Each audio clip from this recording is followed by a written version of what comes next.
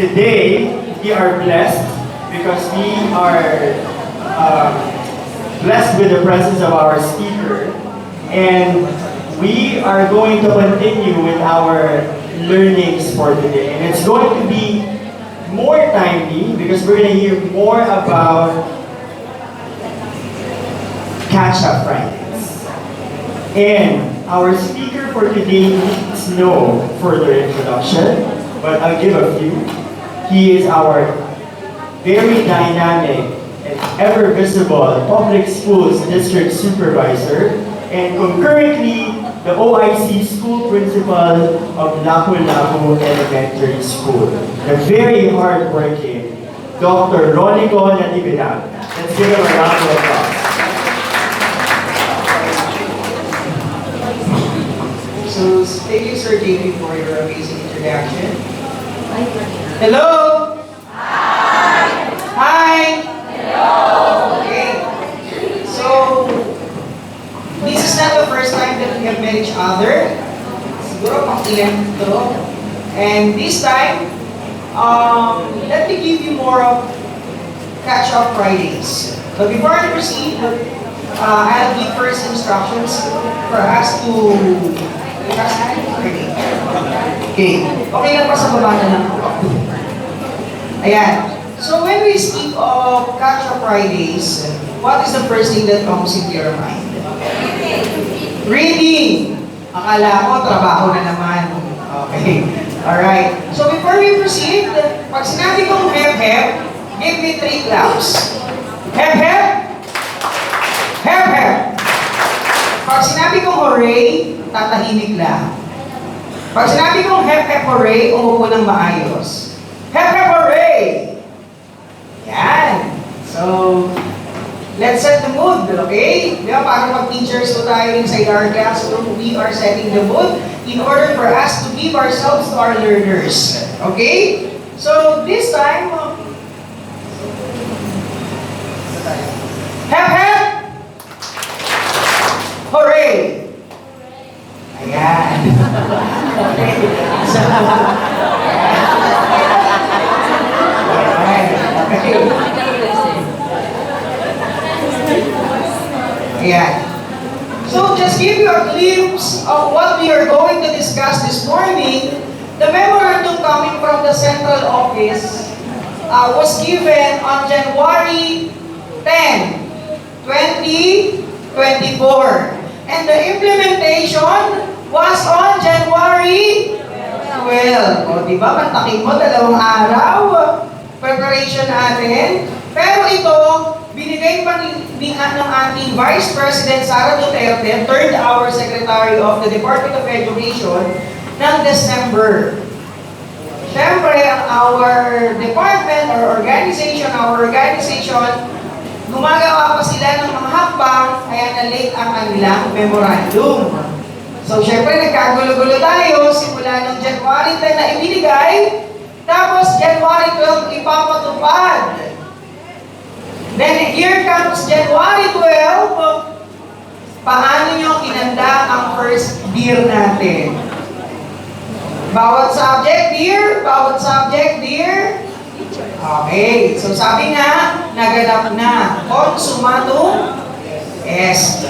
Okay, so evaluate lang natin. Paano nyo ginawa ang dear time?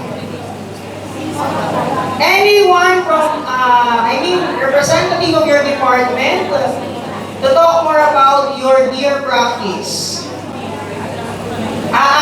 Gusto kong tumawag sa TLE department. Anyone from the TLE department, please come on down.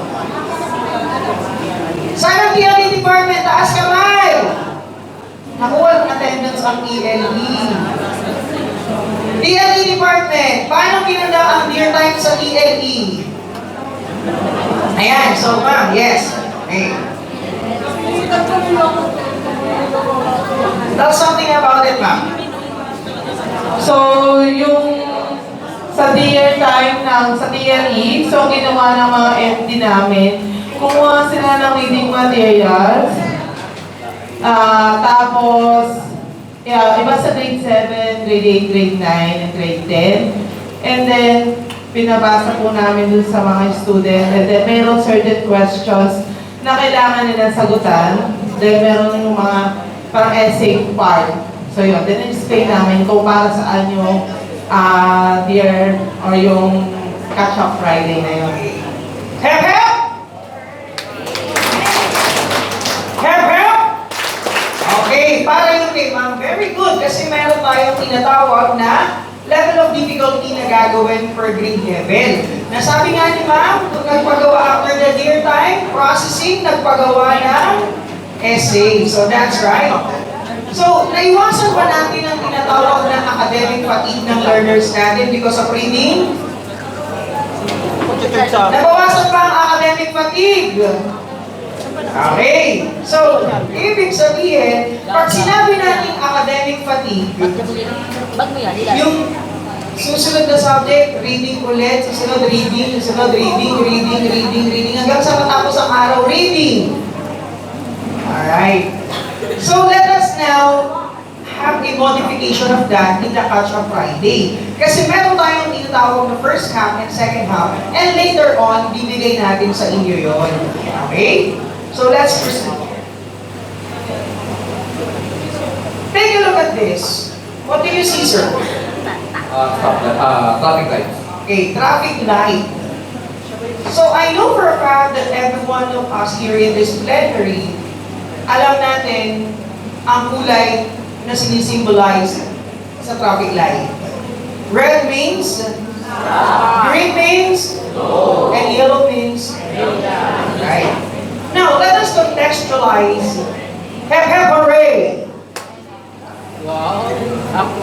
Let us contextualize this in our own community. In Timoteo, Paes Integrated School, High School. Why do we have a lot of intervention programs?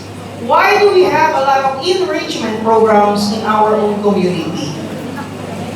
Because these traffic lights symbolizes stop, look, and listen.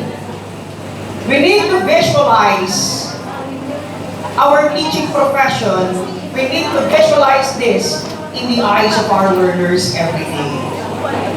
Let us reflect on this question. Where are we now in terms of literacy and numeracy in our PAES community?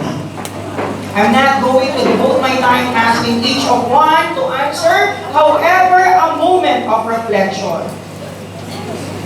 Are we below the key performance indicator? So when we say key performance indicator, what is the minimum key performance indicator for us to achieve? How many percent? Ilan? Ilan? 70? 75. Are we going to settle for that? When we deliver our instruction to learners, whenever we have our lesson planning, we go beyond 75, right? We go beyond 75. We go to 76, 77, up to 90%. Now, how in our literacy and numeracy do you think are we in the standard key performance indicator? Do not answer, just reflect. Are we within the key performance indicator? Or are we beyond the key performance indicator? Where are we now? Okay? Sometimes in our lives, as molders of the society or the catalyst of change or being a teacher inside the classroom, we tend to bump into different situations wherein our patience is tested. Sometimes we teach our learners the best that we can. We employ a lot of teaching methodologies, research-based methodologies to our learners, but then our life as a teacher can be compared in the lyrics of a song. Right? Just like this. I did my best. Binigay na natin ang lahat. 100% everyday pumapasok, pag uwi, meron pa tayong 5%. Pumapasok ng 100%, umuwing 5%. Tama? Pero hindi pa rin sapat ang ating naibibigay. And we tend to reflect once more. Our profession being a teacher is at stake. And we say, do you know where you're going to? Do you like to show me you? Do you know where you're going to? Right. So sometimes, when we touch, di ba? Sometimes we go along our ways. Maraming problema. Pero ano ang sabi ng Nescafe? Diba? Overuse and abuse. Para kanino ka bumabangon? Para sa bata? Para sa bayan. Yan nga ang sinasabi natin. But then, tinuruan mo na ng lahat. Nakapasa ng isang araw, tapos ngayon tinuruan mo, nawawala, bumabalik, eto na naman. Di ba? So, tinuruan mo kahapon, nawala na naman ngayon, nawawala, bumabalik. And in this time, sasabihin sa atin ng ating school head, ng ating head, ng head teachers, we need to find ways and means for learners. Lalabas ulit tayo ng school, nakasimangot ka na lang palagi. Ikaw na lang ang pamahayari ng sama ng loob. Okay? So, hindi na natin alam kung saan natin nilalagay ang sarili natin for education, for our learners. And we tend to say, gusto ko na bumitaw, pero ayaw pa ng puso.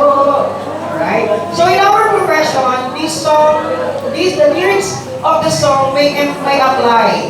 But definitely, let me just remind you, the cliche coming from Nescafe, always remember, para kanino ka bumabangon. Minsan ayaw mali.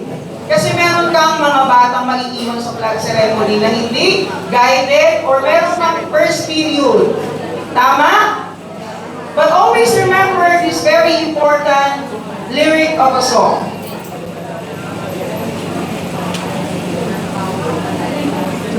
When the road seems so long and endless, and all you see is nothing but darkness, don't give up, just hold on, have faith in your heart, unleash, uncover, and unfold your fullest potential for learners. Para sa bata, para sa bayan. Thank you very much and good morning. Ay, hindi mo pala tapos. Okay, so, just to motivate you. So, yan. So, those lyrics of the song, somehow apply in our teaching profession. Kasi, kaantayin lang natin hanggang kanta lang sila. Pero teacher tayo, we are all resilient and we are creative in our own feelings in life. Okay? So let's proceed now to the main thing. I have here the division report. A division report and given by Sir Andre Pacheco. Pag sinabing division report, consolidation of all schools in the division of Manila. Alright? So, what does it denote? What does it, what exactly the things this data would like to imply? Alright? Remember, in the division of Manila,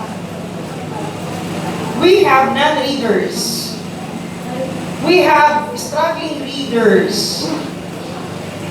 So ano ba ang dapat gawin kung meron tayong non-readers? Ito, ang mga ebidensya ay hindi nagsisinungaling. ang data ay hindi nagsisinungaling. Not unless, i-manipulate natin ang data. Okay? Ang gagawin natin sa mga batang hindi marunong magbasa, we need to have a what we call continuous improvement. And there's more. The catch is, meron din tayong mga batang marunong nang magbasa. Meron tayong mga batang may pundasyon na sa pagbabasa. At hindi lang dapat natatapos sa pagbabasa. Dapat sila ay mayroong tinatawag na continuous enrichment. So, laging kambal sa classroom ang intervention and enrichment. Pinanganak sila sa mundo ng sabay, kaya kambal sila. Tama ba ako sa classroom natin, hindi lahat matatalino? Even the homogeneous section, hindi lahat matatalino. Tama? Eh tayo humahawak ng heterogeneous section. So when we have our heterogeneous sections, dalawa ang ating babantayan, gagabayan, at aakapin. Those under enrichment and intervention. And let me just give you a reminder, whenever you remediate your learners, do not let them know that they are being remediated. Hindi nila mararamdaman na bilog sila. And do not let the enrichment learners or learners under enrichment, do not let them feel that they are being enhanced. Dahil dito, magkakaroon sila ng connotation na ito lang at yun lang ang gagawin nila. Okay? At nagkakaroon ng favoritism. Sabi nga natin. Okay? Next. I have here a road. For those English teachers, know this one. According to Robert Frost in his poem, The Road Not Taken, there are two roads diverge in Yellowwood, and we cannot travel both. In this case, as a teacher in our very own classroom, whether in traditional or modern classroom, let us answer this one. To where do we lead our learners? Doon ba tayo sa gagawa tayo ng paraan para ma-uplift ang performance nila? O doon tayo sa kabilang daan na kung saan pwede na yan? Okay na yan? And we tend to become a mediocre teacher. Doon ba tayo sa madali na lang o sa hahanap pa rin ng paraan? Alright? I want you to hear this video clip coming from our VP Sara Donete.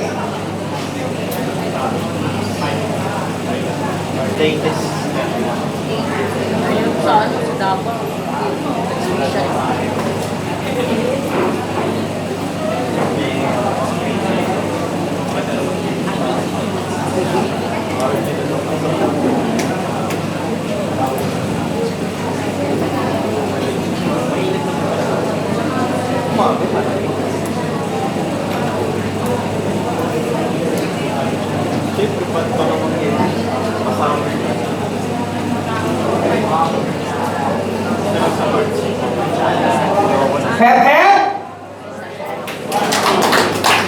Hep, hep? Hep, hep? Meron lang technicalities for a while. Okay? So, just a glimpse of it. What you are going to watch is the video clip coming from the speech of our very own Secretary of Education about Catch-Up Fridays. So, ito, yung representation ng kanyang mga ideas. Bigyan daw natin siya ng chance at bigyan ng chance ang ang programang ito para sa kabataang Pilipino. Mantakin mo, buong Pilipinas, magka-catch up. Nagka-catch up na pala every Friday.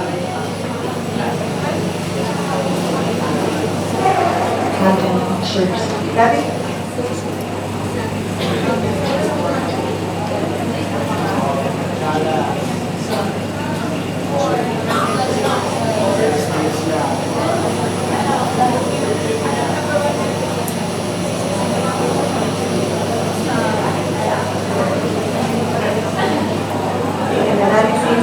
yung mga marunong na sa physical Okay na. Monday to Friday natin, na yun lang ang gagawin ng lahat ng bata at lahat ng teachers. That is why they are making a policy now that every Friday,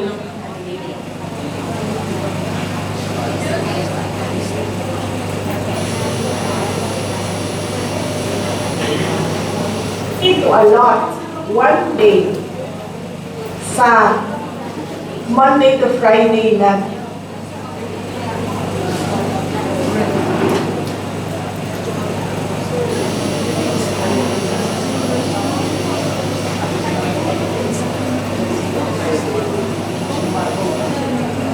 You need to allot one day sa Monday to Friday natin na yun lang ang gagawin ng lahat ng bata at lahat ng teachers.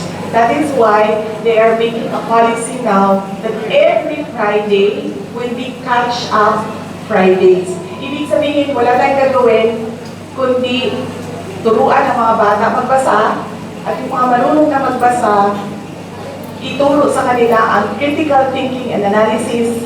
Yung mga marunong na sa critical thinking and analysis, pasulatin ninyo ng libro, pasulatin ninyo ng essay, lahat na kailangan natin gawin, na matutunan ng mga bata, gawin natin sa Catch-Up Fridays. At hindi lang yun, dahil meron din tayong kailangan i-catch up sa health, sa values, and sa peace education. Yung buong Friday will be the catch-up Fridays para sa ano gusto nating makita na mga kabataan sa darating na mga panahon. Ano gusto natin na makita? Mga batang makabansa. Mga bata matatag, marunong magbasa, at makabansa. Kaya kailangan natin ng isang araw kung saan kailangan natin humabol doon sa kung saan natin gusto dalhin ang mga bata. Dahil hindi pwedeng paulit-ulit na lang tayo sa ating ginagawa, pero wala naman tayong nakikita na pagbabago, wala tayong nakikita na improvement sa ating mga learners. So starting January 12, 2024, every Friday will be catch-up Fridays, particularly for reading. All learners, subukan lang natin, tingnan natin kung meron tayong makikita na pagbabago after we do it during the term of President Marcos. 6 years natin gawin. Habulin natin kung ano yung mga kailangan natin habulin na kailangan matutunan ng mga bata. Okay, so ang sabi, di ba? Papagawa ito ng essay, kaya ba? Papagawain ng libro? Paano magagawain ng libro? Eh, non-reader na. Di ba? So, pero meron naman siyang sinabi, di ba? Bigyan natin ng chance o bigyan natin ng pagkakataon ang Catch-Up Friday na ito. Hooray! Pag sinabi ng hooray, ano kung gagawin? Okay, hooray!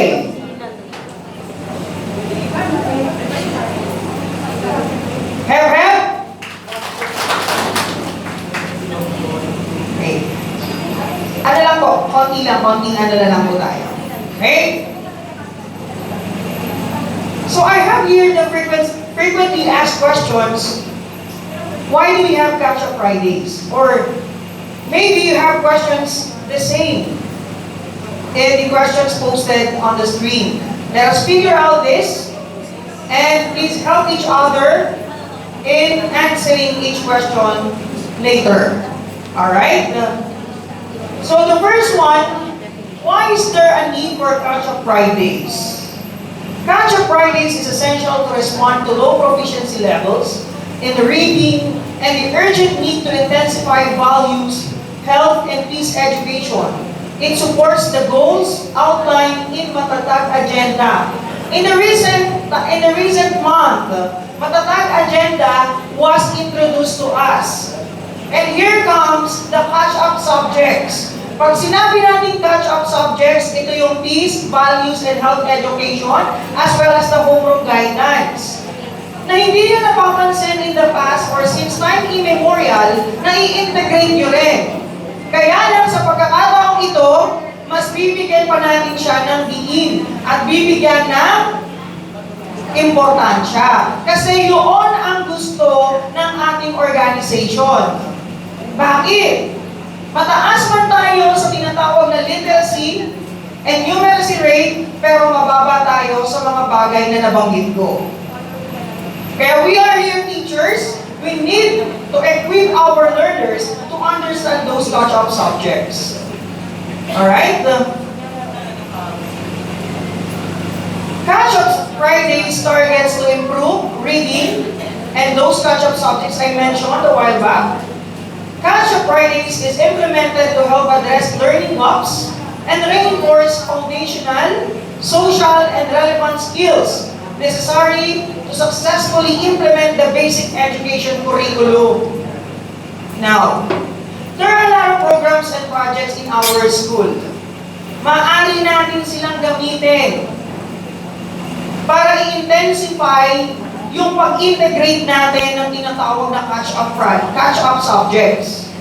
Kasi nga, may kakulangan na dapat natin punan. So ano ba talaga ang target ng catch-up? Ang target ng catch-up ay ma-develop natin ang critical thinking analysis ng bata. Na wherein, embedded naman yan sa lesson natin everyday eh. Kaya lang thematic ang mangyayari ngayong catch-up na ito. Paanong thematic? Later, we'll discover. Alright? Next. When will catch-up Fridays be implemented? Nabanggit naman ng ating Vice President kung kailan. At nabanggit ko rin kanina kung kailan at hanggang kailan. Okay? For you to know, Catch-up Fridays will started last January 12 and it will end. Sabi, 6 years time, di ba? Pero this time, let's focus the end of the school year. Hindi natin alam sa mga susunod na panahon. Pero this time, nagsimula ng January 12, magtatapos siya ng end of the school year. Okay?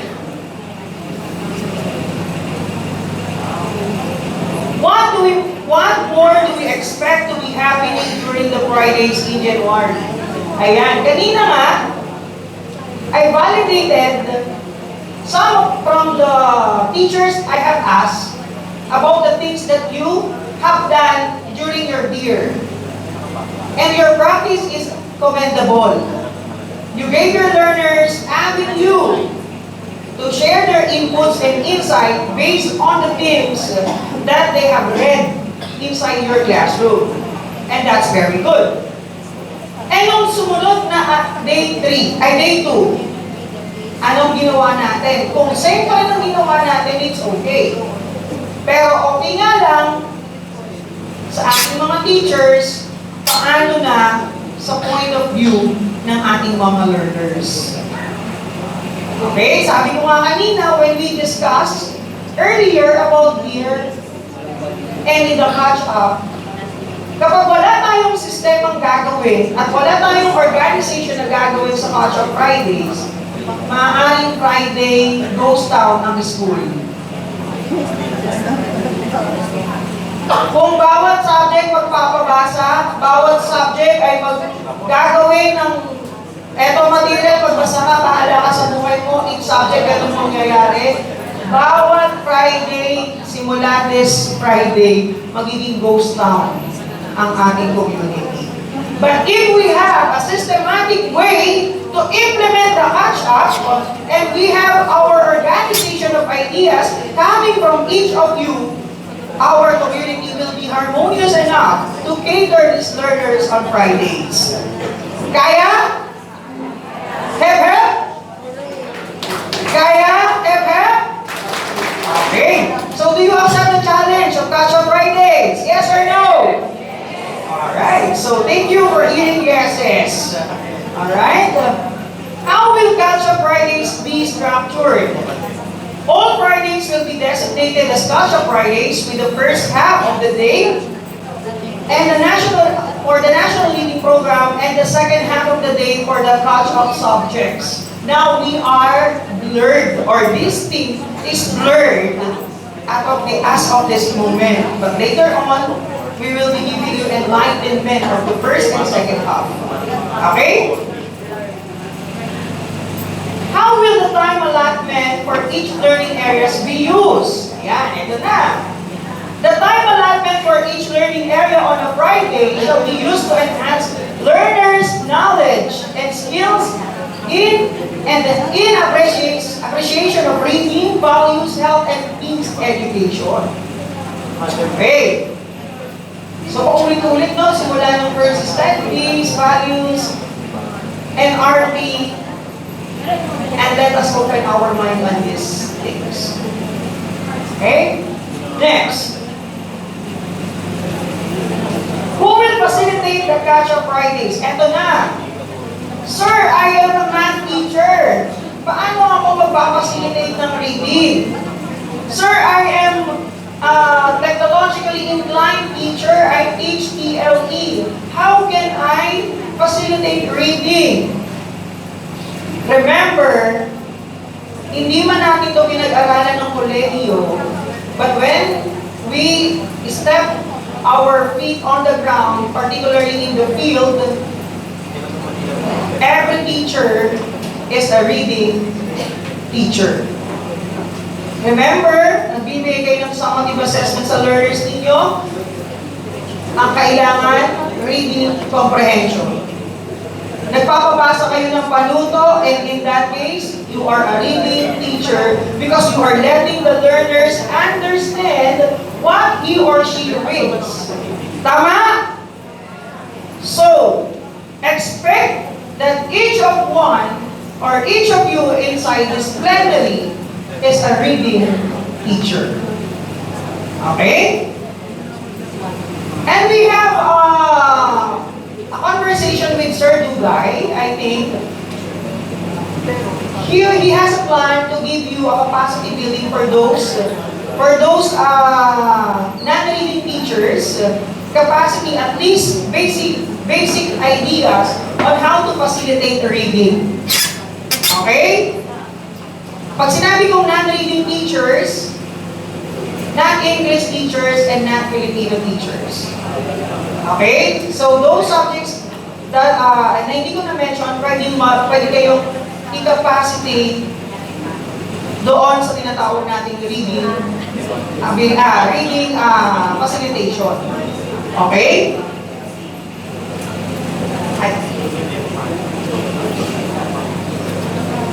The Catch-up Friday will be facilitated by the same teacher whose classes are scheduled on Fridays as outlined in the class program. Sir, mababago ba ang class program namin?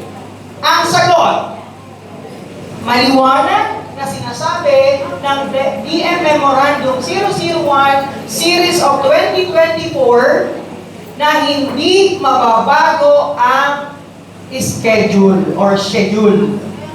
Okay? The assigned teacher will have to integrate the themes and the sub-themes for values, health, or peace education into their learning area. Anong sinasabi dito? Integration approach. Integrative approach. Ibig sabihin, mananatili pa rin ang CBI. Pag sinabi natin CBI, what does it mean? Content-based instruction. Kung ako'y natuturo ng science, ituro ko ang science, i-relate ko lang ang tema at sub-theme no catch-up subject na na-assign sa subject ko. Kung science ka ng second half, for example lang, kung nakapunta ka ng science sa yung sa class program, naabutan ka ng second half assign science, natapat ka sa health education ang i-integrate mo. Sir, sabi dito,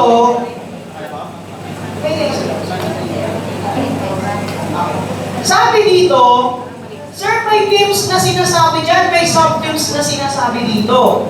Saan namin makikita yan? Sagot. Makikita ang themes, sub-themes na per quarter, o sulat niyo po ito ha, sa DM001 series of 2024.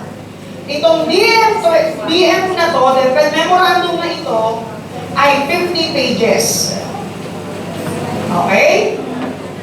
50 pages po ang DM memorandum na ito kasi nandoon lahat ng themes and sub-themes as well as the suggested activities na pwede nyo i-employ when you teach your learning area. Okay? Yan po, nandoon ha.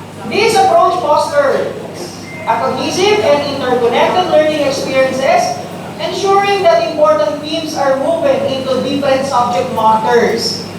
Malalaman natin ano ba ang integrative approach. And I know for a fact that we are integrating something in our lessons. Kaya lang, we have to dig deeper of these themes. Saan po natin makikita ang themes and sub-themes?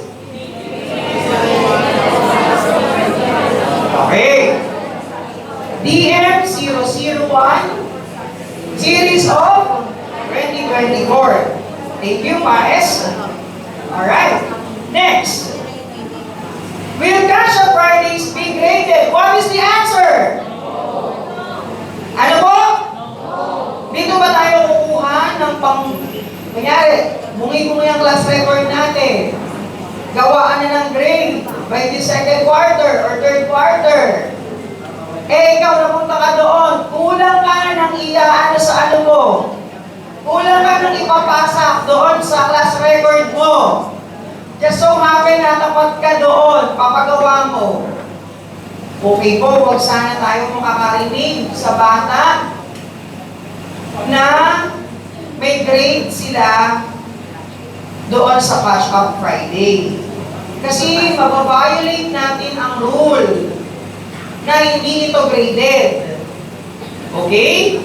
So, huwag po sana natin gawin yung Friday na ito, nakukuhanan natin sila ng summative assessments.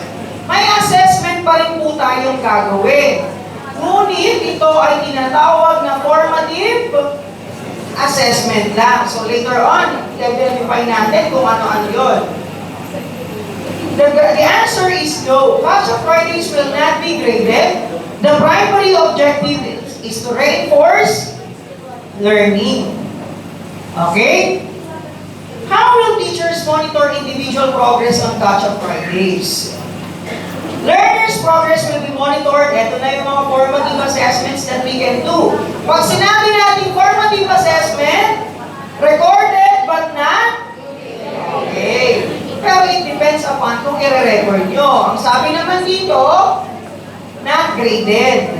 Okay? May suggestion ako mamaya. Reflection journals where they can articulate their thoughts through writing stories, journals, personal essays, and other creative expressions that reflect their unique learning experiences. Now, this is a call for grade 7 teachers hanggang grade 12 teachers. Every Friday, kung pwede nyo na siyang, siguro naman may sobrang notebook naman na itinatibigay sa kanila, di ba? Galing sa Manila yung pinamigay. Okay, so, di ba ito ay hindi graded? Yung notebook na ipapadala nyo sa kanila, gagamitin lang yun every Friday. After, for example, the NRP, may reading sila. Then, doon na kayo magpa-activity sa notebook. Then, sa second half, Sa second half, they can also use the notebook. Tapos, pwede nyo kolektahin ulit yung notebook para hindi nila nakakalimutan every Friday. Para lahat sila may ginagawa pag Friday. Walang hindi ginagawa. They can write. You can give them exercise that they exemplify or exercise also their critical thinking based on the activities that you give them. Kolektahan nyo na sila ng notebook para yun na ang gagawin nila every Friday. So pagka nag-formative evaluation kayo, you can skip and scan the notebook at makikita nyo na yung progress ng bata. Noong una hindi nakakasulat, this time, nakakasulat. And remember, whenever you give assignment to learners, they can bring home the notebook. Kaya lang, be careful sa AI. Okay? Be careful sa AI or sa cellphone nila while Friday is ongoing. May mga tinatamad gumawa ng exercises dyan sa mga yan. They are going to open their phones silently or nakahide sa ilalim ng somewhere. Doon nila kinokopya ang papagawa ninyo. Be careful. And I know that you know your students a lot. Okay? So something like that. Okay, next. How will teachers monitor individual progress? An integrative approach will be employed using content form various learning areas for developing reading skills and fostering an understanding of values, health, and peace education. So, yung integrative approach, babalikan na naman natin ito. Okay? Babalik na naman tayo sa integrative approach, content-based instruction. Okay? How will the time be allotted in the class program? Okay. Mamaya makikita nyo, huwag kayong malito doon sa schedule kasi pang grade 1 yon. But I will introduce another class program for grade 3 to grade 6. Pero parang high school na din naman kasi departmentalized naman ang grade 3 to grade 6. However, meron tayong restrictions in terms of the halves of the day. First half and the second half. Huwag kayong malito, kunyari, sir, second shift kami po ba yung second half? No. Each shift has first half and second half. Okay? Ang suggestion ko dito, mamaya, para hindi kayo mahirapan, if time permits, pwede kayong mag-meet each other with your learning area colleagues. You can talk together para kung sa inyo matapat ang peace education, health education, sana kung anong ginagamit ng first shift, gagawa na kayo ng exemplar. Yun na rin ang gagamitin ng second shift. Sana, yun ang pangarap. Okay?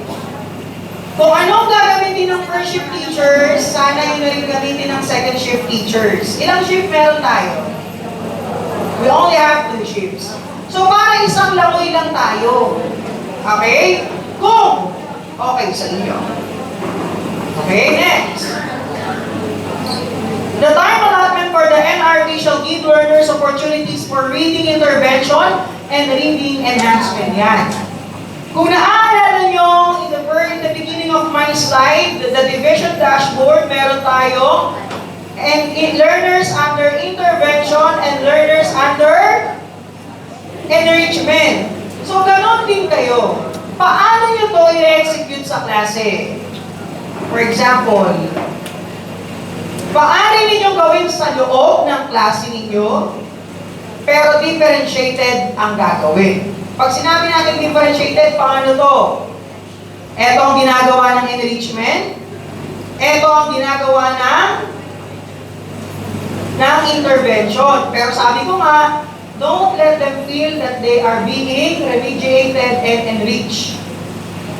So, So, paano nyo gagawin? Paano yung, Sir, grade 7 lang po ang may standardized tool for us to identify the reading level of our learners. Paano po ang grade 8 to grade 12? We have a suggestion. Ang suggestion kong ito ay depende po sa ating school head. Ang sinabi ko, we can have our oral reading test in English and Filipino. This coming Friday, you can have it. Kasi, sir, marami magtatanong mamaya, sir, paano namin ma-identify yung reading level ng bata namin? Uunahan ko na kayo. How are you going to execute the oral reading? Only Filipino. Sir, actually, you can have the trial and error by Friday. You can have a regular schedule by Friday. Then you can have Filipino and English can have oral reading test for you to identify the learner's profile from grade 8 to grade 12. Since I am your supervisor, ako naman mag-monitor, I suggest that. Only English teachers this Friday, depende pa rin kay sir ha, depende pa rin kay sir, but this is just a suggestion. English teachers and Filipino teachers, prepared kayo ng reading material. Hooray! Hep hep hooray! Hooray! Hooray! Pag hooray, tahimik lang. Pag hep hep hooray, upo tayo ng maayos. Hep hep! So, buhay pa. Okay. English and Filipino teachers, you are going to profile your learners where they will belong. Where saan sila nababagay? Either non-reader or nandun tayo sa enhancement or intervention. Okay, para ma-identify natin sa loob ng classroom ninyo sino bibigyan ng enrichment sa intervention. Paano isagawa ang oral reading test? If I am a teacher, anyone from English teachers and Filipino teachers nakapag-oral reading test? Okay. So, nagawa yun sa PhilED, sa grade 7, pwede yun. Remember, pag nag-oral reading test tayo, do not give comments. Okay? Do not give comments. Pag pinabasa nyo sila, lahat yan, treatment ninyo sa isa, treatment sa lahat. Pag pinabasa, nakikinig lang kayo, nag-a-assess lang kayo, nagtatara-tara kung saan sila pupunta. The rest, pagkatapos magbasa, pasok sa classroom, tawag ulit. Okay? No comments, no suggestions to be given to learners during the oral reading test. Para ma-identify natin kung saan sila pupunta. Okay? So, yun na. Malinaw? Okay. So, ang English teacher natin by Friday and Filipino, they can have it. Para naman, mabigay natin yung profile sa kapwa nyo, teacher, sa level na yun. Okay? Para po, ulitin ko, yung magiging resulta ng profiling, yun na ang profile ng grade level na yun. Para malaman ng lahat ng teachers na hawak ng section na yun, ayun ang profile ng bata. Okay? Yes. Next. What strategies will be employed during Catch-up Fridays? Okay, nasimulan na natin ang DEAR. Okay, eto nga. Alam nyo, isa sa suggestion ng DEAR ay ganito. We have, siguro, just, pwede kong i-share the best practice that we had during when I was in the private school, at Original Catholic School, because we had our deer there. Okay? For example, pumasok kami, yari, 6 to 9 first deer. 9:30 to 12, doon papasok yung deer time. Kunyari, 6 to 9, doon yung deer time, in between. Okay? Kung kunyari, 6 to 7, kunyari, 7 to 9, deer time. Okay, regular schedule, regular class, magtuturo sa first period. Kapag inabutan ng bell, that's the deer time. Drop everything and read. Even the teachers will do the dear. Okay? So pag nag-bell na ulit, tapos na processing of what they have read. Okay? So processing. Next, papasok ulit susunod na teacher ng oras na yun for regular class. Tapos, pag bebel ulit, that's the dear time. Another reading materials na naman ang hahawakan ng bata. Okay, ang processing in terms of verbal or performance. For example, writing performance. I-essay type mo yung nabasa mo or yung learning mo from that. Ganon ang dear. Pero tayo naman, may sarili-sarili naman tayo interpretation ng dear. Kaya nga very good yung tinanong ko sa TLE and other subject areas na nag-execute ng ganong pamamaraan. Okay? Next. How will teachers prepare for catch-up? Ayan, ito yung sinasabi ko. You are going to meet each other for collaborative expertise. Kaya magsasama-sama ang lahat ng subject area per grade level. Subject area, magkakasama kayo pero you are going to go to your grade level. Para kapag ka naman, kunyari sa isang grade level, 4 kayong teachers, gumawa na kayo ng lesson naka-align sa peace, naka-align sa health education, naka-align sa values education yung ituturo nyo. Sir, paano namin i-integrate? Gagamit ba kami ng dibaw or competencies? Or kami ang masusunod? First, option A. Listen. Pag i-introduce na sa inyo ang template, ito po ang gagawin. Either gagamitin nyo ang dibaw, yung competencies, pero as you go along the way, mararamdaman nyo, sir, ang hirap naman i-integrate ng competencies dun sa teams and sub-teams. Okay. Pero option A. Option B. Kayo ang masusunod kung ano ang i-integrate ninyo doon sa araw na iyon. Okay. Saan namin kukunin yung topic? Topic nyo nung week na yun. Topic nyo nung quarter na yun. Dalawa tuloy ang tinutumbok nyo. The skills, the critical thinking skills doon sa topic, at yung mastery ng naiwanan nilang, natapos na nilang topic. Okay? So, naiintindihan mo ba natin? Okay, huwag mong ipilit ang competencies kung hindi ka pilit-pilit sa teams and sub-teams. Okay. Shall stakeholders be engaged to support Catch-Up Fridays? Schools are highly encouraged to forge and strengthen stakeholder engagement. Okay, ganito. In layman's term, kunyari, lahat ng grade 7 ng first shift, grade 7 ng second shift, they are going to gather there in one Friday. Kunyari lang to ha, pwedeng masunod, pwedeng hindi, suggestion, pwedeng gawin at pwedeng hindi. Lahat ng grade 7, for example, meron kayong isang magulang dito na lawyer. Okay? May magulang kayo na lawyer. Siya ay magto-talk about peace education among grade 7. Okay?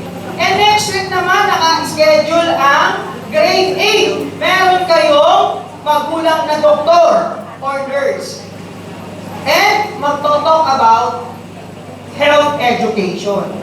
And sa susunod naman, grade 9, next Friday ay grade 9. Meron kayong naimbitahan at meron tayong stakeholder na taga-DSWD na pwedeng mag-talk ng homeroom guidance. Okay?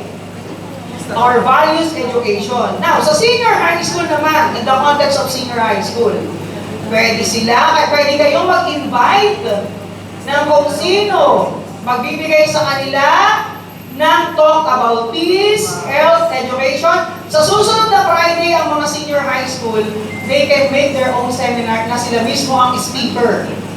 Sila mismo ang mag-organize. Pwede dito sa grade 10. O, di ba naging productive ang inyong Catch-up Friday? Kasi kung anong nalaman nila, execute nila by next time, learning by, ano sinasabi?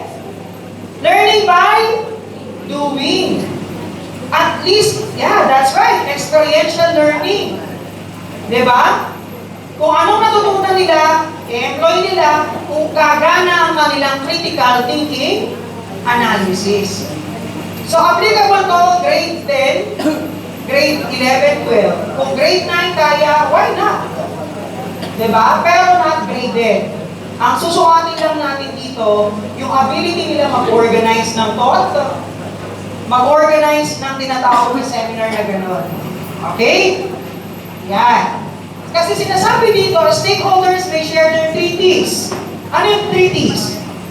Time, talent, and treasures. Yan. Time, talent, and treasures.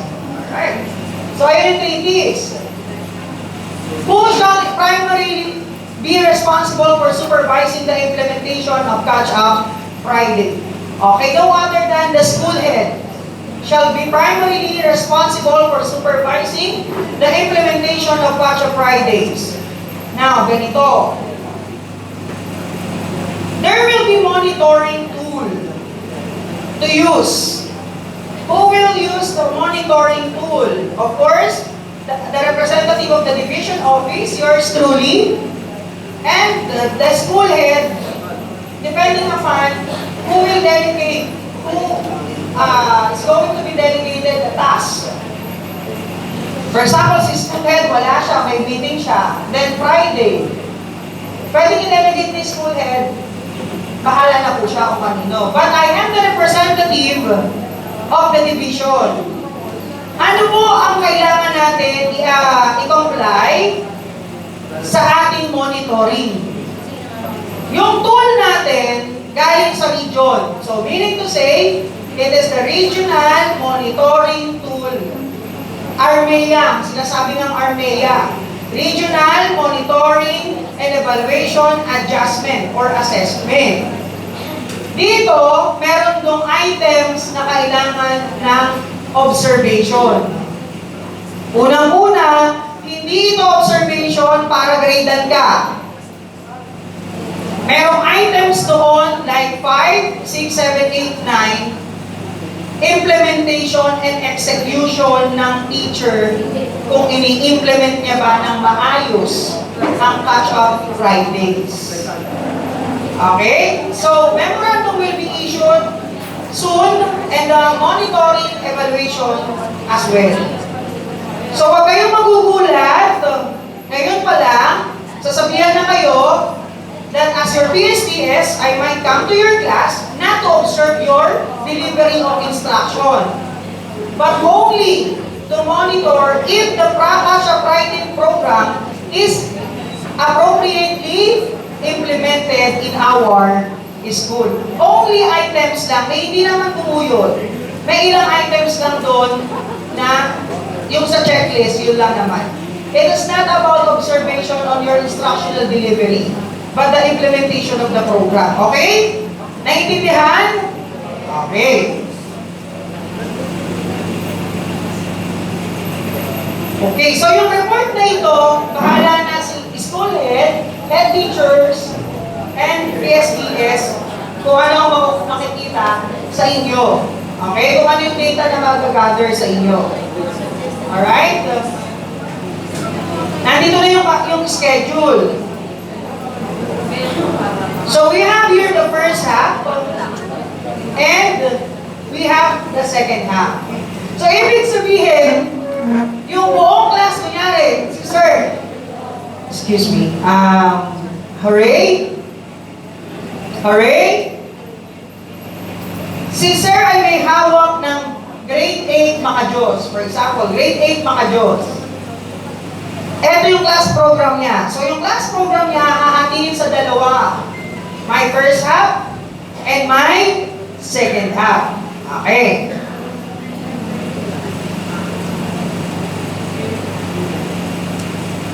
So, Integrative approach, meron pa akong mamaya, isa pang slide.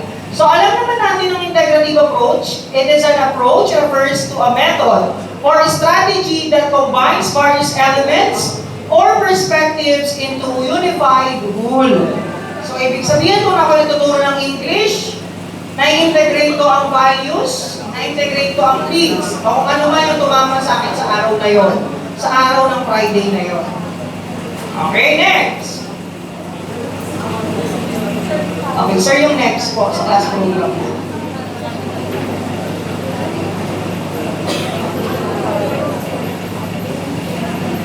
Yan. So, let us dig deeper. Ito na po tayo. Hindi ko na-discuss yung National Reading Program kasi pang-elementary naman siya. Okay, now let's dig deeper about the class program and the simplified teaching guide. Kasi bakit? Why did I name this a simplified teaching guide? Alam nyo ba, nung binabasa amin during the national orientation of Catch-up Fridays, yung teaching guide, isang subject lang yun, pero if you're isang Friday lang yun, pag pinrint mo, 4 to 5 pages. But I made it easy, nagawa ko ng isang simplified teaching guide na kung saan 4 na Friday sa 3 long bond paper na. Let's figure out later. Okay, let's go back again to class program. Wala kayong pupuntahan kundi ang ating DM. DepEd Memorandum 001 Series of 2024. Catch-up Fridays will be facilitated by the same teacher. Yan, bigyan natin ng emphasis. The same teacher whose classes are scheduled on Fridays as outlined in the class program. Walang mababago. Okay? To integrate into their learning area. Iulit ko lang ha, binigyan lang natin ng emphasis. Next. Ayan, so first half and second half. Now let me introduce to you an example class program, departmentalized class program. Okay. Anong oras nagsisimula ang klase natin? 6:50. Parang katulad lang din. Okay, so parang katulad lang din ito. Tingnan nyo maigi. 6 to 6:50, math, so on and so forth. So, ito na po tayo. From 6 to 9, yan po ang tinatawag natin na National Reading Program. And we are going to use its two-pronged approach, the reading intervention and the reading enhancement. Okay. Yung ipapakita ko sa inyo ay suggestion lang, but if the school has a creative way to have this program, and bahala po si Sir, our school head, to finalize it. Okay? And the second one is no other than the catch-up subjects, or also known as integrative approach, that incorporates the values, education, peace, health, and homeroom guidance. Wala tayong problema pagdating sa homeroom guidance. Kasi may module naman tayong ginagamit doon, tama? Who is our guidance teacher? Ay, andito pala. Di ba, sir, meron pong, ayun. Wala tayong pong problemahin and we are all oriented about that. Right? Okay, next. Ito ay suggestion lang ha, pero kung meron pa kayong mas magandang idea dito, maaari nyo pong gawin. Ayan, let's proceed to the first half. Ayan, so first half natin, yan, pre-reading. Papasok po dito si math teacher. Okay, uulitin ko ha. Every teacher is a reading teacher. In this schedule, the first period is mathematics. Okay? Maliit yung ano ko, explain ko na lang siya.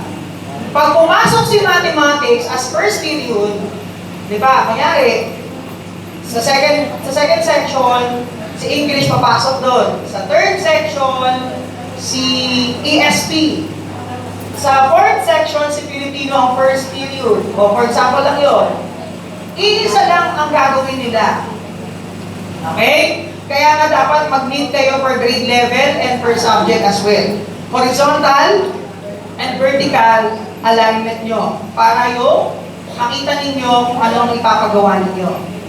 Papasok si Matt, ang sasabihin ni Matt, siya ang mag-e-establish, lahat ng nabanggit doon sa atin ng first period, ito gagawin ninyo.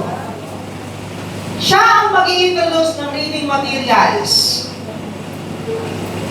Yun ang pagkasunduan ng mga teachers sa grade level na yun na ipapagawa. Si first period ang mag-i-introduce ng differentiated activities para kay remedial, para kay enhancement. Okay? Next, siya ang mag-a-activate ng prior knowledge regarding sa materials. Pag na-consume niya na yung oras niya, ilipat na ulit siya ng section. So, during reading, pag lumipat na, okay na, na-establish na. Ito na po yung time na gagawa na ang bata. Na magbabasa na ang bata under remediation, under enhancement. Ang gagawin niya, nung second period, lahat ng second period teacher, facilitate. No, this is uninterrupted reading. Walang ipapagawa si teacher na papasok. Babasa ng babasa ang bata. If the learners are instructed to read 3 materials, okay lang yun. Pero if only one, kasi di ba pag ako teacher, paano ko ma-diagnose at ipaprocess kung iba-iba tayo ng binabasa? Kaya nga sa una pa lang,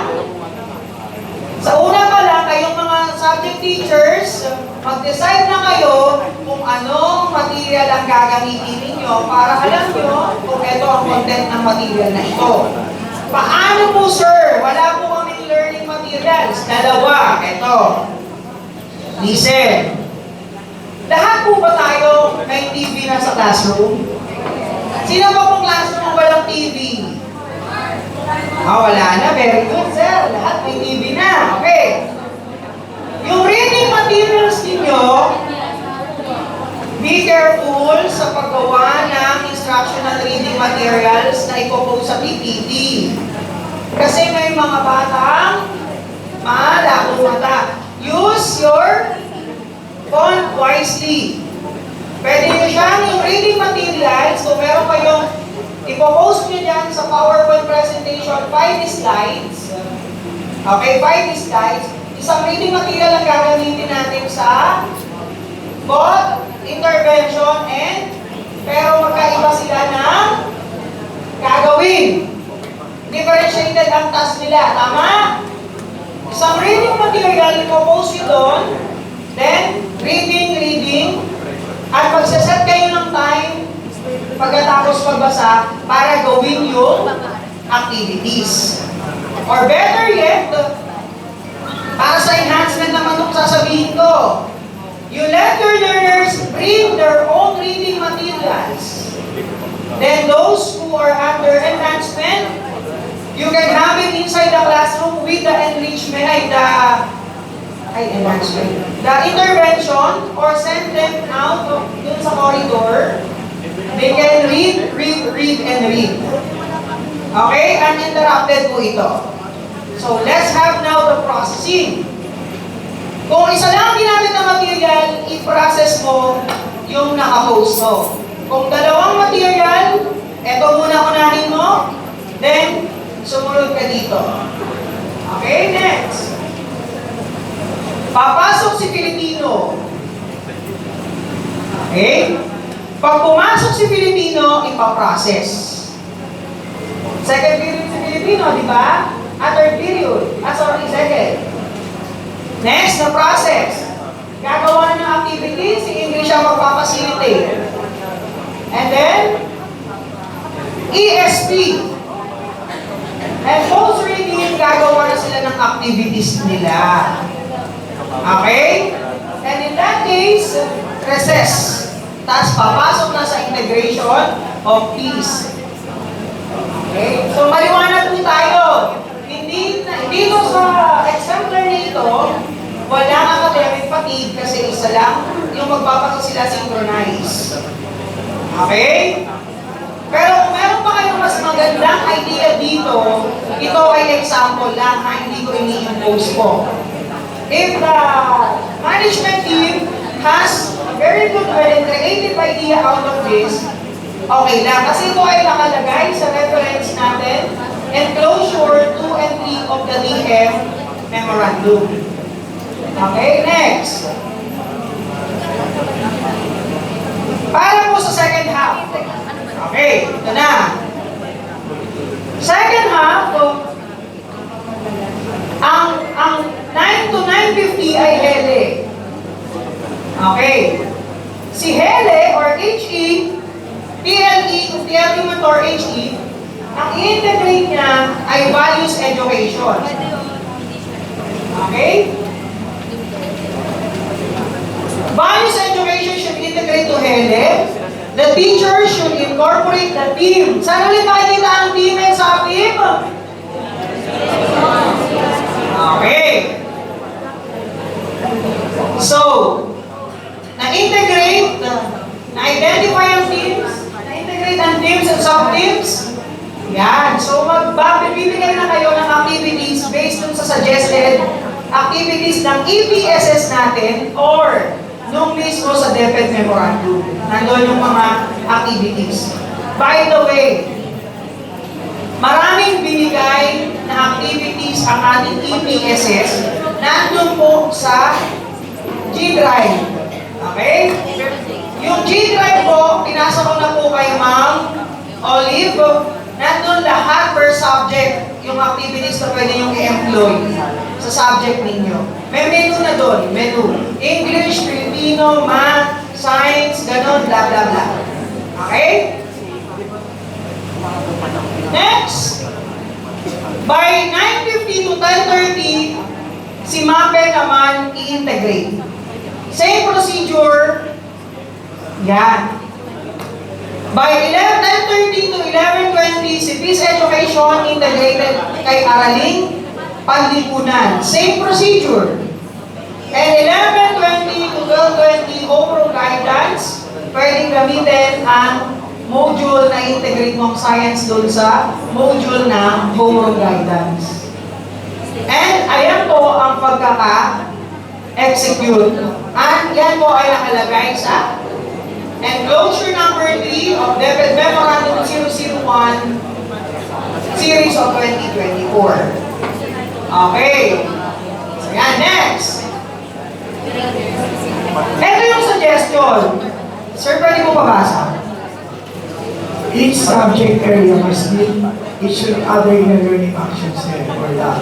Session to discuss the designing and crafting of teaching guides for peace education, health education, values education, and homework guidance. Considering the enclosure in the DM001 series of 2024 to be used by each teacher who will handle the catch-up subjects.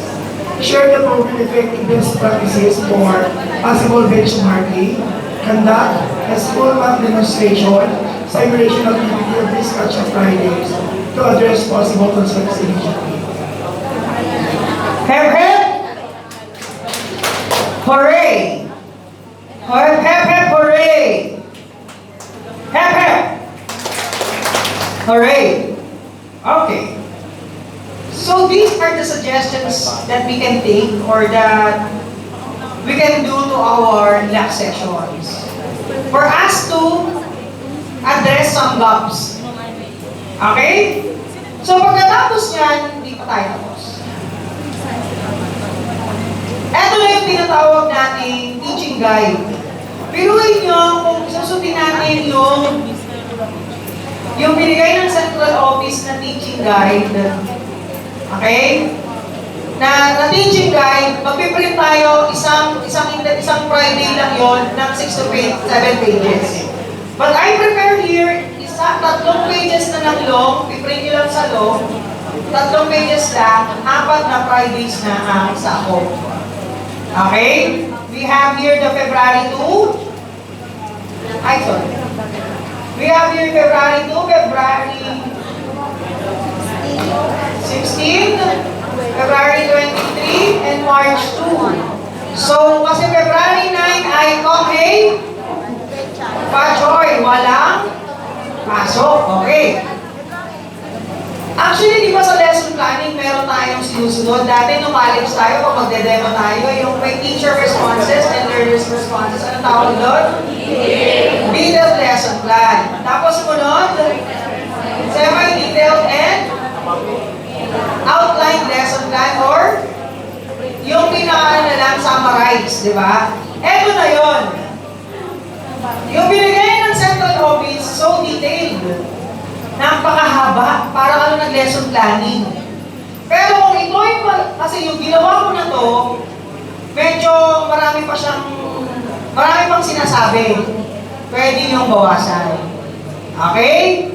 So, tingnan niyo dito, so lahat yan, hanggang third page, napaka-detailed na, pero pag binasa mo, nandun yung proseso. Okay, pwede nyo bang bawasan? Bahala kayo. You can discuss this with your school head, but do not compromise and do not shortchange the learner. Yun lang ang bilin natin.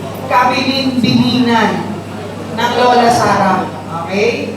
Do not shortchange the learners and do not compromise. Okay?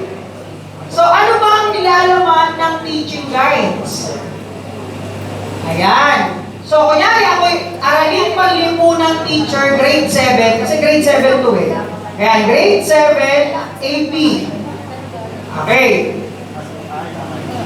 Ang catch-up subject na natapat sa subject ko ay health education. Okay? Next, sa health education, at pumunta ko sa DM001 series of 2024 para kunin ko ang teams at sub-teams. So, nakita ko na ang teams at sub-teams. Ayun na. Eto. Yung pinaka-teams niya, ayun. Kasi yan, teams. Grand team. Ayun. Sub-teams, ayan. 1, 2, 3, 4. Para sa unang Friday, second Friday, third Friday, and fourth Friday. Next. Eto na tayo. Ang nilagay ko dito po ay competencies ng galing sa DIBAW. Yung i-integrate ko. Actually, nahirapan talaga ako dito i-integrate sa lesson eh. Okay? Pag head.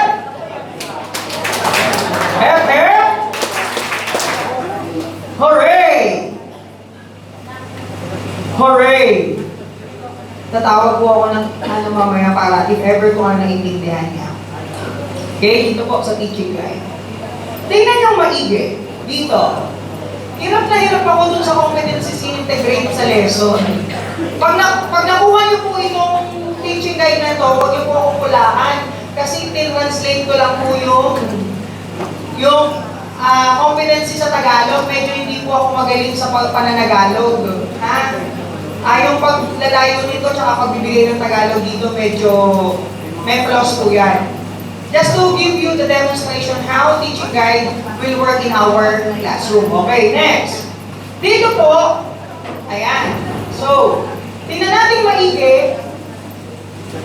Ulitin ko po, sir. Di ba lang ba talaga ang pagkukunan? Ang sagot, hindi. Ulitin ko po, kung ano ang gusto nyong i-integrate doon sa week na yon, sa tinalakay yung week na yon, o sa quarter na yon, kayo ang masusunod kasi dalawa ang tutubungin nyo. Una is developing critical thinking and applying the mastery of the lesson. Kasi naturo nyo na, babalikan nyo ulit. Tama? Okay. Huwag ipilit ang hindi ka pilit-pilit na competency. Topic will do. Pero kung sa palagay nyo, mas matadali lang kayo sa competency, go.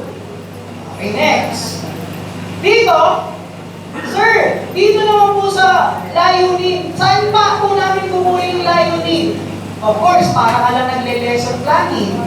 Nag-topic ka, alam mo na yung topic mo, gawan mo ngayon ng layunin.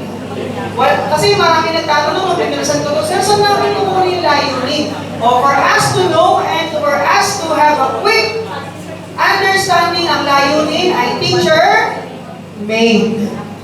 Okay? Sir, ito po mga gawain na yan, saan po ba namin kumuha kunin yan. Yung mga gawain na nakalagay dyan. Either DM001, Series of 2024, or doon sa binigay ng MBS natin ng mga suggested activities. Sir, dito may title po kayo. Kami po ba mag-iisip ng title namin dun sa topic na napili namin? Ang sagot? Oo. Okay, ako nag-isip ng title niya, no? Di ba dito sa mga yan, makikita nyo may title. Kayo mismo mag-iisip ng sarili yung title batay sa napili yung competency o content ng inyong lesson. Okay? Next. Sir, meron po mga kagamitan. Okay, sir, meron po kagamitan. Saan po namin kukunin yan? Para lang kayo nagle-lesson planning. Ayaw ipatawag ng CO na lesson plan ito. Gusto niya? Gusto nila? TG. Okay? Do not call it lesson plan. Let's call it TG. What's TG? Okay. Alright, yan. So, ayan. According to the DM Memorandum number 9, okay, emphasize ko lang. DM Memorandum number 9 and closure number 3, 4, 5, and 6. Ang sinasabi dito can be used as a springboard for developing the reading skills of learners. Okay? So, saan daw yan? This means that in relation to the team and sub-team listed in the memorandum, eto malinaw ha. Hep hep! Hep hep! Okay. The teacher will be the one to determine what to incorporate into the content of his or her learning area. Dibaw is a choice. Competency is a choice. But content is a choice. You have to choose among the choices. Alright? So, ayan. Gawain dalawa. Kasi sa isang teaching guide, may tatlong gawain. So, title ulit, kayo ulit magka-title, hanggang sa ma-reach ninyo ang dulo ng wrapping up. Ayan, wrap up. So, sir, nakagawa na po kami yan. Kanina po namin papipirmahan. Tanggalin nyo na po ang PSDS. Wala na po ang PSDS dyan. Kay prepared by you as a teacher. Sir, sabi nyo kanina, pwede po bang kami, team, gagawa nito? Anong sagot? Sir, pwede po ba kami, team, gagawa nito? Sagot? Sir, dugay. Pwede bang team ang gagawa? Okay, yes, of course. Team, kasi magtutulungan kayo, di ba? Oo, next. MD in charge or head teacher, dalawa sila, check ni head teacher and ni master teacher yung content ng ginawa ninyo kung talagang integrative approach. Okay? Next, approve. Walang ibang award. Assistant school principal and the principal. For the senior high school, Sir Pangayan. For the junior high school and senior high school, si Sir Dugay. Okay? So, wala na po si PSDS dito. Wala nang noted para hindi na kayo mapagod at hindi na rin ako mapagod. Okay? Mag-check kasi nasa quality control na siya. Okay? Tanggalin na pa ang PSDS dito. Ulitin ko. Sir, pwede po ba ang team? Yes! Okay. Sir, paano kung team ko ay ka-grade level ko pero pare-parehas kaming subject? Tama? Pwede ba o hindi? Sir, paano kung ang team ko grade level ko pero iba-iba kaming subject? Pwede ba? Hindi. Ako kung bahala sa Sir Dugay mag-design. Bahala na sa Sir. Basta ang suggestion ko lang subject area. Pero kung mayroong suggestion kung grade level kayo, si Sir na mag-design. Kasi according to central office, school can have a creative way of crafting and designing EG. Yun lang ang suggestion ko for grade level. Pero isa sa natin international. Okay, so yun lang.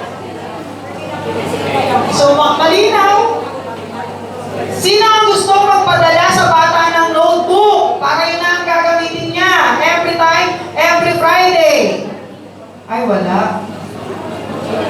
Ayan. So, magpadala na lang kayo ng notebook para lahat may ginagawa. Wala silang chance. Sir, nakalimutan ko po yung papel ko.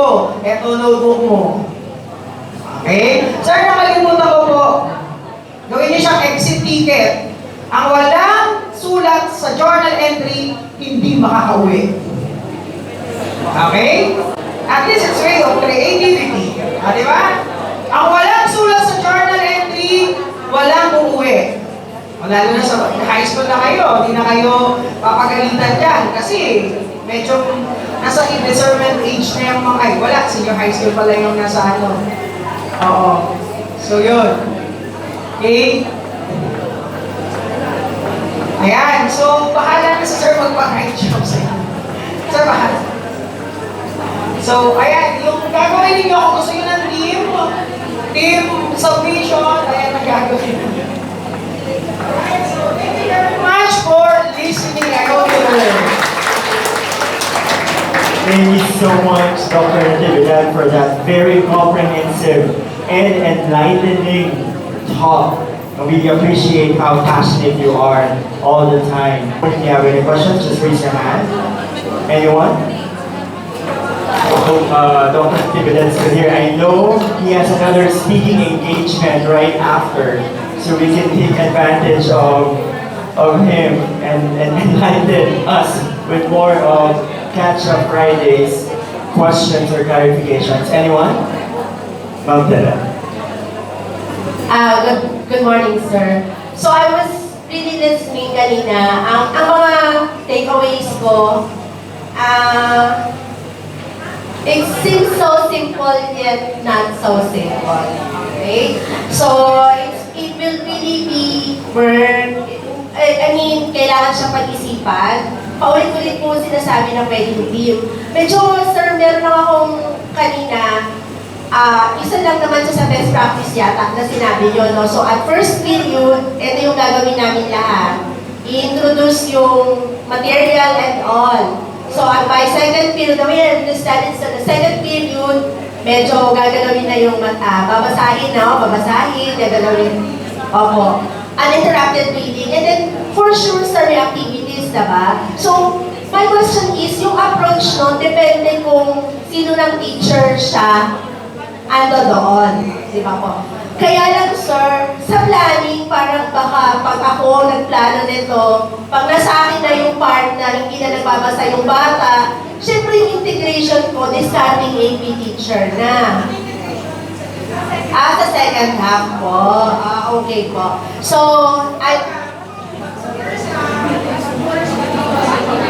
Opo. Dali lang po. Pasagutin natin si sir. Paano lang po tayo mamaya ng mga... Sorry po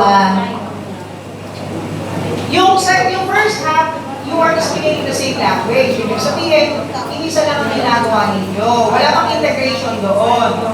Sa second half, doon ang integrative approach. Kasi yung catch-up subjects natin, 4. Okay, so yun po. Next, ano pa ma'am? Okay po. So, gets ko na po yun yung sa second na po yan. So, really, it will be intently planning talaga is the key kasi medyo mag-iipa-ipa talaga. Kasi yung may mga concepts talaga na pwedeng madaling integrate at meron naman po talaga na depende dun sa teacher na mapapasok. Ano yan? Ano may dapat mo ma'am?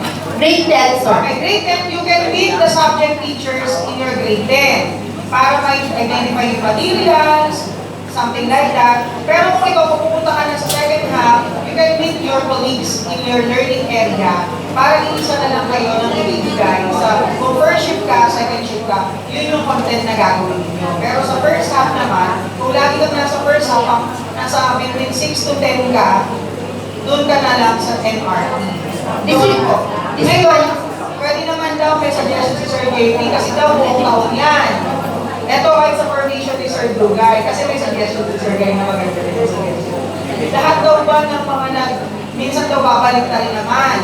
Yung mga nasa MRP gagawing catch-up subjects, yung mga nasa ilalim, sila naman ang NRP. So, bahala si Sir Dugay. Ayan, gets ko na sir. Para siya para siya kung makabayan. Kasi ano maganda siya, hindi yung mabago yung schedule eh. Pero may twist lang. Kasi ang sabi sa PM memorandum, huwag shortchange, huwag compromise. So hindi kayo compromise, magpapalit lang. Pero sa iyo rin naman ang routine.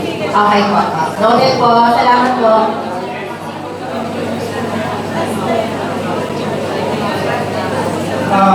Share ko lang po kasi yung predicament ng mga teachers sa senior high. Oo, yan. Isa. Kasi sa grade 11 po, kuwan yung morning kasi kami, morning shift. So meron kami first half, second half, meron kaming NRP, meron kaming catch up subjects. Yes.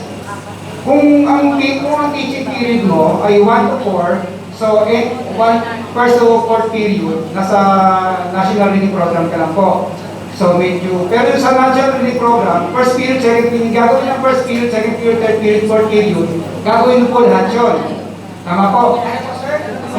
Yung gagawin ng first period, second period, third period, fourth period, gagawin po lahat ni teacher yon. Pero hindi isang teacher lang gagawa nito, sir. Hindi po kasi ito eh. First period ako, nagturo ko ng math. Second period ko, punta ko ibang subject, ibang section. So, ang gagawin ko po, Ikutin mo, sir, ikutin mo. Yung hawak kong sa mga section. hindi ko kasi ang pagkakaintindi ko po kasi, sa first period, pare-pareho activity. Kung magbabasa lang yan, magbabasa lang yan. Lahat ng estudyante ng Sir, first hindi mo period, lahat ng first period magbabasa kasi ano yan eh. If ako ang teacher, ako ang magsaset ng mood, magbibigay ng instruction. Second period, maaaring doon magbasa. Ang interactive reading, tapos yung process. Pag natapos yun yung oras niya, kung anong nag-iwan niya, pagpapatuloy lang ng susunod. assuming po ganun, kasi ako yung first period ko, ako yung nag-set ng itong, okay. Pupunta na namin sa second subject ko na second period, ng second section ko na second period ko. Ano ba facility? Ginawa ko ng first period. Sir, ganito lang. Communication is the key. Excuse me.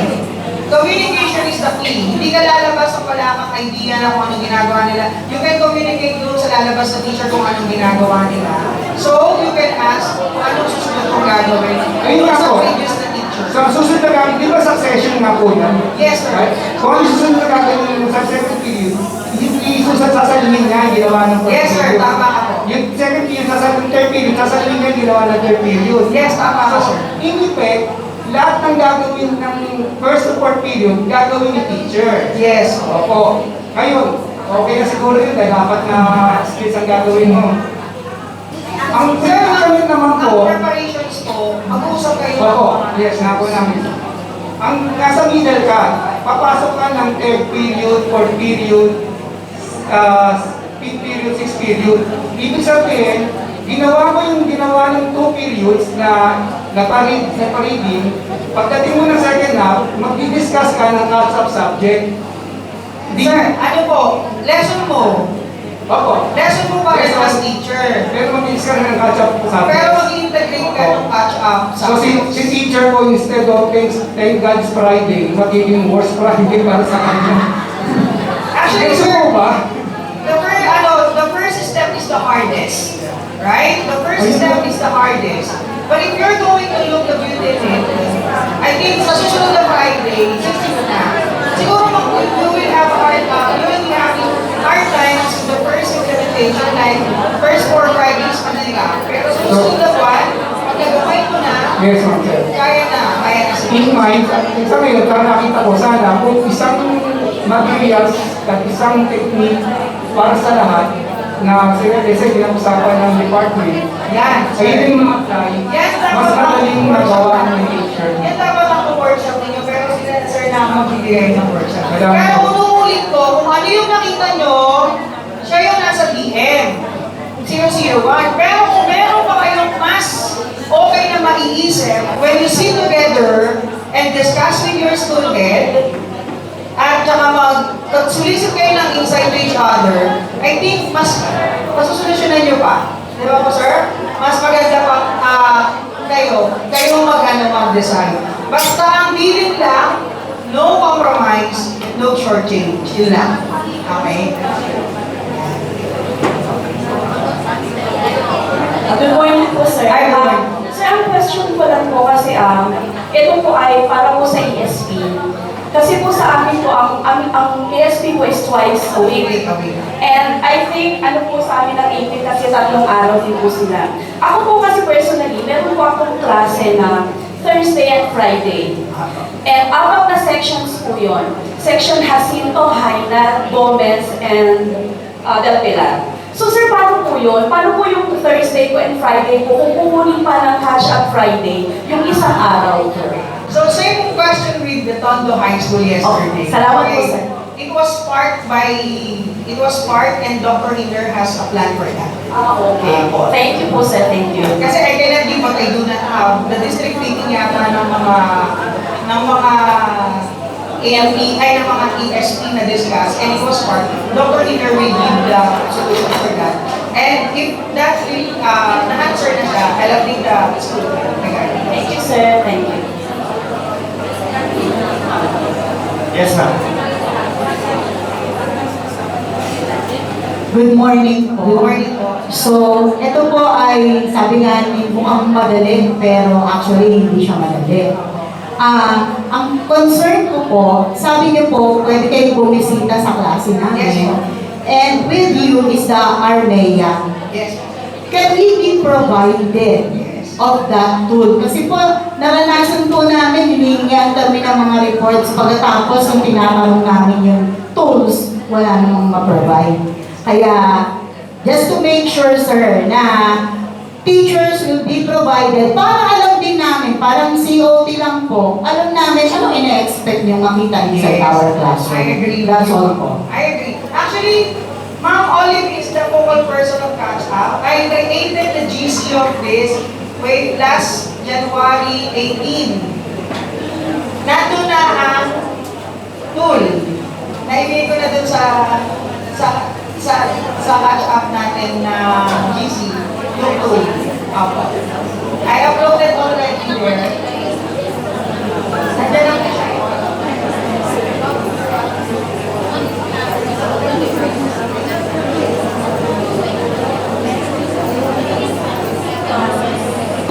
So, Ma'am Olive will give you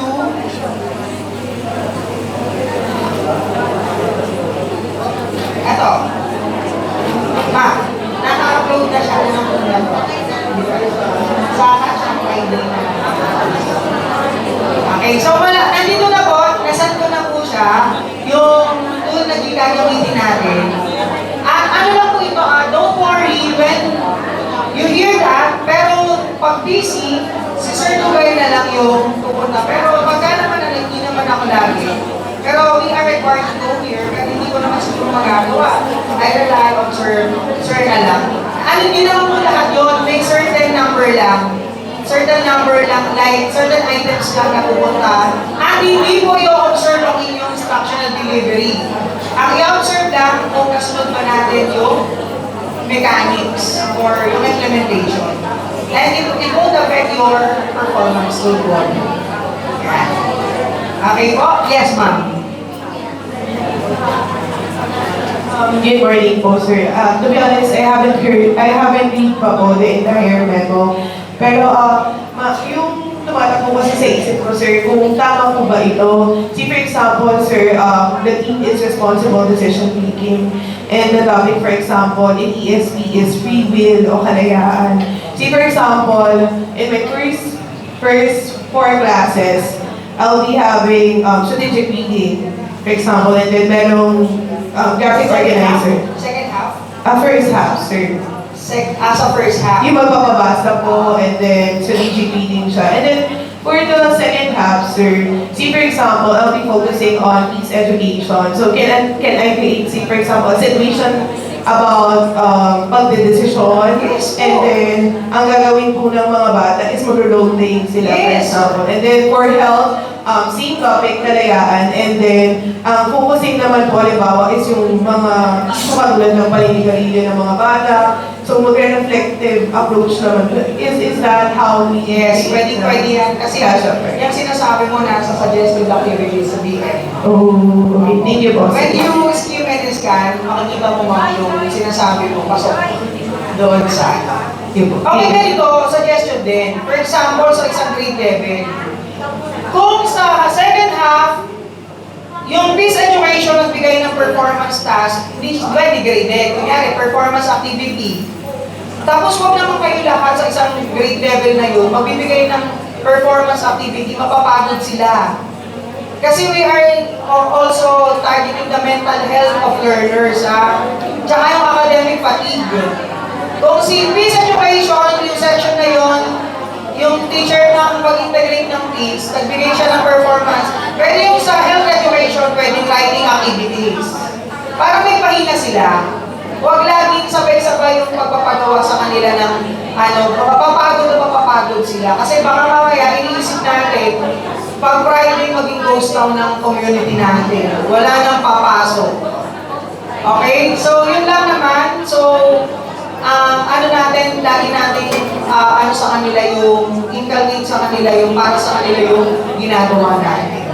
Kaya sinabi ko, vertical and horizontal meetups, para ma-discuss ninyo within your teams, sabi ko nga, the best suggestion, para student o hindi, sa isang shift, yun na ang gagamitin, sa second shift, yun na rin ang gagamitin, para hindi na kayo isa na lang ang daloy ng school sa pinapagawa. Yun. Other questions? Ayan, last one question.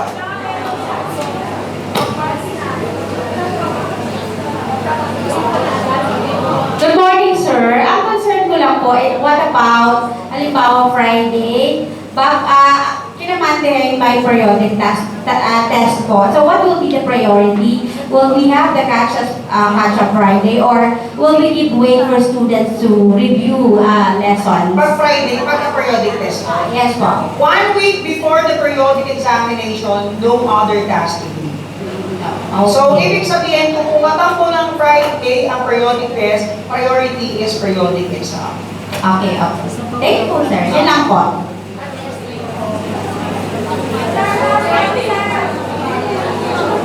Yes, ma'am!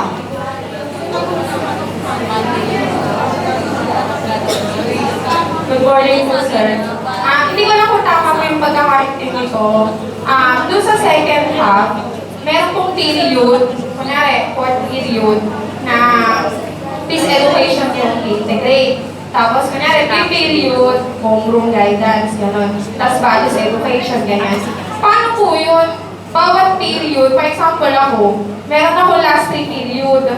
Lahat po yun, gagawan ko na lesson plan kung saan i-integrate ko yung peace education. Kasi iba-iba pong period yung Ano pong subject nyo, ma'am? math ko. So, sa math man, focus ka lang sa math. Yung papasok ko po yung peace education, ipapasok ko po yung values education, ipapasok ko yung homeroom, bawat period din parang akong Pwede yung section na hawak. You can consult now. You are going to have the modification of math. Integrate nyo yung ganito. Kayo na yung mag-integrate ng catch-up subject na ganito. Then, meron kayong cycle by next month. Ito na yung integrate nyo. Kunyari na yung month na ito, integration nyo IPs. Sa susunod, di ba ma'am, maglilipat kayo ng susunod. Okay po. So, ayun nga, kaya po. Okay. Tapos yung sa first half po, actually, yung binanggit ni Sir Budol, parang hindi po siya pwede sa amin kasi mga bata po, nilipat, hindi siya nag-stay sa kwarto. So, paano po yung dadali nila yung material sa paglipat? Teacher po talaga ang lilipat by Friday. Ayun po. Bali, kailangan po gumawa ulit ng program kung saan yung kasi lumilipat po sa bawat dito po, iniikutan ng mga bata namin. Hindi, ang mangyayari kasi hindi natin mababago ang class program. Ano nyo lang na kayo ang lilipat sa bata. Or kung masusolusyonan nyo, kung lilipat ang bata, tas kayo doon, much better. It's always a win-win situation kasi gano'n talaga.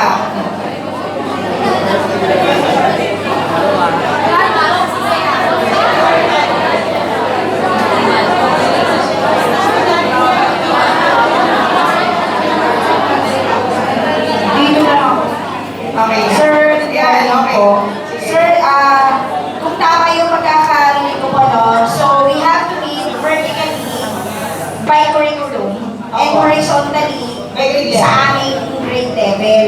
So, sir, kung iaano ko yung ganong situation, parang we need enough time para makipag-collaborate sa aming mga, katulad ako, Filipino teacher po ako, communication. Makikipag-collaborate ako sa math, sa ESP. Kasi di ba po, may integration, sir. So, sana po bigyan kami ng enough time to collaborate. Sana, sir, may isang araw pa na inset for us to, para upuan, sir, kasi parang, sabi nga nila, simple, pero not very, very, very Don't worry, sa February 2, wala pa naman tayong gagawin. Pre-implementation pa lang tayo. You can have it on Friday. Sir, ano pong gagawin ng bata kung uupuan? Kung kunyari uupuan ng mga magkaka-year level? I can Ano do, po? ma'am. You can extend time kasi we have 6 hours. Exceeded Opo, 6 6 sessions, sir. Nalungkot naman ako bigla kasi. Kasi, Remember, wala pa lang ikaw-compromise. okay. Sir, parang iniisip ko na lang parang, sir, mag-farm 6 na lang ako tuwing Friday. No classmates disruption kasi tayo, mga friends.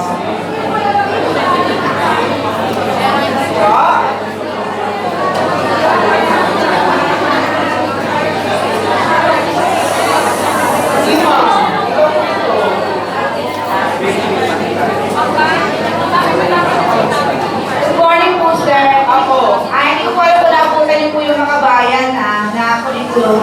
Kasi po yung mga bayan... Wait lang, ma'am. Hooray! Kasi mamaya, beneficial yung question ni ma'am. Tapos, hindi natin mag-grasp. Tapos, magtatanong tayo, baka tawag na overlap yung question. Okay, hooray! Hep, hep! Hep, hep, hooray! Okay, so pakinggan natin sino baka beneficial sa atin. Good morning po, sir. Kasi po, during yung mga bayan, may ganyan din po na nag-meet po ang bawat subject. And then, nung pag-Friday po, yung may integration po. So, ang naging problema, tuwing Friday, para po hindi po siya ghost town. Para po may gera. Kasi po, kagulo po talaga na hindi po namin maipaliwanag kung yun ay festival o may mga... Kasi ipilit po ng bawat subject namin na magkaroon ng integration. So yung mga bata mismo, nalilito, kami mga teacher, nalilito rin ng mga panahon ng Makabayan. Kaya siguro po hindi nagtagal ang Makabayan. So ito ma'am kasi, hindi siya magiging Makabayan schedule kasi may national reading ng first half. Tapos second half, actually ma'am, tama naman kayo na nakukuha ko yung idea nyo na madaling isipin, mahirap gawin. Okay, nakukuha ko ang idea. Parang ganito lang yan ma'am, nagkaka-problem lang tayo ngayon kasi sa preparation ng learning area and integration ng yung 4 na subject. Siguro ma'am, walang mababago sa schedule, pero pagdating naman sa lesson, sa teaching guide making, pag nagawa nyo na yun, ang problema na lang natin sa execution. Pero from time to time, malulusutan naman natin siya. Hindi siya katulad ng integrative kasi yung integrative lahat yan eh. Lahat ng subject, integration sa mga bayan. This time, hindi lahat. Na nga po, kasi noon may 1 week po kami na seminar tungkol sa Makabayan. Pero talagang naging resulta po, talagang worse po yung naging resulta ng Makabayan. Sana nga po, hindi po ganun maging resulta. Kaya Thank you po, sir. Thank you, ma'am. Kaya magiging systematic and organized sana yung pag-meet up ng mga subject. Kasi yung team na pagawa ng teaching guide, suggestion lang yon. Kasi pwede niyong sabihin na ako na lang gagawa ng sa akin para akin naman po eh. Walang problema. Suggestion ko lang yung team para kung ano ang ginagamit ng first shift at second shift, yun na lang din ang gagamitin. Pero kung hindi nyo kaya mag-meet as a team, you can have it individually. Okay? Ulitin ko ha, lahat ng ipinresent ko po sa inyo ay mere guide only. Pwedeng sundin, pwedeng hindi. Kung ang school ay may mas magandang maiisip in a win-win situation sa bata at it much better. Okay po? Yun. So maraming salamat po muli at magandang umaga.